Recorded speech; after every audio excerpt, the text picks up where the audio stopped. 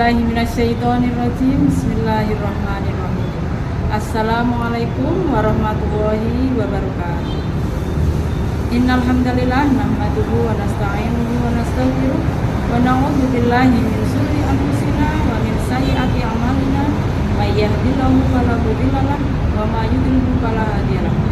Asyhadu an la ilaha illallah wahdahu la syarika lahu wa asyhadu anna Muhammadan abduhu wa rasuluhu la nabiyya ba'da. Alhamdulillahirabbil alamin. Kita bersyukur kepada Allah Subhanahu wa taala yang telah memberikan taufik dan hidayahnya kepada kita semua, sehingga sampai detik ini kita masih diberi kesempatan untuk melaksanakan ibadah puasa di bulan suci Ramadan ini dalam keadaan sehat. Mudah-mudahan ibadah kita, puasa kita dapat diterima oleh Allah Subhanahu wa taala. Amin amin ya rabbal alamin. Hadirin yang dimuliakan Allah, saya akan menyampaikan tentang berperilaku tasdid dan berpikir wasatiyah. Seperti yang kita ketahui bersama bahwa tasdid sendiri adalah suatu upaya atau usaha dari para intelektual Islam untuk menggairahkan pemahaman agama atau pembaharuan dalam agama Islam berhadapan dengan perubahan dan perkembangan zaman yang ada pada sekarang ini di masyarakat.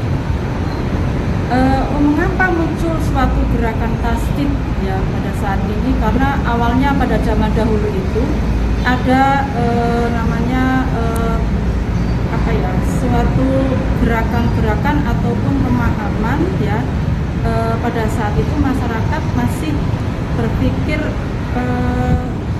sangat tradisional. Artinya mereka itu lebih menerapkan pada ibadah-ibadah seperti taklid, kemudian tauhid yang tidak sesuai ya, taklid syirik, ya, bid'ah dan lain sebagainya. Sehingga itu kurang pas atau tidak sesuai dengan Al-Quran dan Al-Hadis. Kemudian kalau kita lihat pada zaman sekarang ini muncul juga kegiatan-kegiatan ya yang kurang sesuai, seperti aliran-aliran sinkretisme, aliran-aliran sinkretisme yang ada di masyarakat. Di situ banyak sekali kegiatan-kegiatan ataupun ibadah-ibadah di mana di situ banyak pemahaman-pemahaman yang kurang pas, yang tidak sesuai dengan Al-Quran maupun Sunnah Nabi. Di situ ada yang mengatakan bahwa nanti akan ada Nabi Muhammad yang lain. Ya, jadi kalau kita sebagai orang Muslim di Al-Quran Nabi Muhammad itu Nabi yang terakhir. Tapi dalam aliran-aliran yang berkembang saat ini ya, itu mengatakan bahwa nanti akan ada Nabi selain Muhammad yang Nabi yang terakhir. Ini merupakan kegiatan-kegiatan ibadah ya sinkretisme ini tidak sesuai dengan Al-Quran dan Al-Hadis. Pembaharuan di sini banyak sekali, tidak hanya itu ya di masyarakat, seperti pengelolaan kegiatan-kegiatan misalnya keagamaan ya, pengelolaan masjid, pengelolaan anak yatim, bagaimana berzakat dan sebagainya. Ini perlu adanya pembaharuan. Jadi ada gerakan-gerakan tasdid. Bismillahirrahmanirrahim.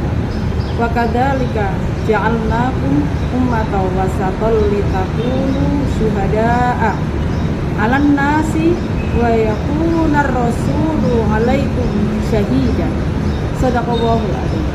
Artinya, dan demikian pula kami telah menjadikan kamu umat Islam, umat yang adil dan pilihan, agar kamu menjadi saksi atas perbuatan manusia dan agar Rasul Muhammad menjadi saksi atas perbuatan kamu. Demikian surat Al-Baqarah ayat 143 tentang berpikir wasatiyah. Bahwa wasat artinya itu adalah tengah-tengah atau adil ya, tengahan, adil, proporsional, jadi luwes tidak kaku. Itu menurut tafsir Al-Qasir. Maka harapannya bahwa umatan wasatan adalah umat di mana umat Islam bisa menjadi pilihan di tengah-tengah di antara masyarakat, bisa memberikan suatu pembenaran kebaikan ya, dalam menerapkan di segala aspek kehidupan ya. Jadi bisa bersikap proporsional luas, jadi tidak kaku. Dalam suatu masyarakat atau dalam suatu keluarga, kita bisa menerapkan wasat atau wasata atau wasaniyah. Maka di situ misalnya dalam segala aspek, contohnya dalam aspek kehidupan ekonomi dalam suatu keluarga, sikap wasatan di sini adalah ketika kegiatan ekonomi di situ bisa mengelola keuangan dengan baik dan benar. Bagaimana mengelola keuangan untuk beribadah kepada Allah, untuk pendidikan, untuk zakat, untuk berinfak, bersedekah, itu kita gunakan dengan baik dan benar. Jadi dia tidak pelit, dia tidak boros ya, dalam bidang ekonomi. Kemudian misalnya dalam bidang politik, dalam keluarga maupun masyarakat, bahwa kita harus bersikap wasatan ya. Di sini banyak sekali perbedaan pendapat, maka di situ kita harus bersikap yang luas. Jadi misalnya ada perbedaan pendapat mengenai pemilihan partai ya, ataupun mungkin dalam hak-hak ya, tentang perbedaan pendapat di masyarakat. Kemudian di dalam aspek ataupun dalam bidang sosial, maka kita sebagai umatan wasatan ya, kita harus bisa menggerakkan masyarakat untuk hal kebaikan itu di bidang sosial. Seperti pada saat sekarang ini di bulan suci Ramadan, di mana di situ kita banyak sekali hal-hal kebaikan yang bisa kita lakukan ya, seperti bersedekah ya, kemudian memberikan tausiah, ceramah-ceramah. Nah, di situ kita bisa terapkan hal kebaikan. Kemudian di bidang pendidikan, dalam aspek pendidikan umatan wasatan kita bisa implementasikan, kita terapkan di situ bagaimana kita itu mengembangkan pendidikan ya, mengembangkan pendidikan sesuai dengan nilai-nilai keislaman kita, sesuai dengan Al-Quran dan Al-Quran, dan dari segala aspek yang lain. Nah, ini beberapa kegiatan-kegiatan kita dalam sebagai umatan wasatan. Jadi umatan yang tengahan dan pilihan secara luas proporsional. Mengapa kita harus menerapkan itu?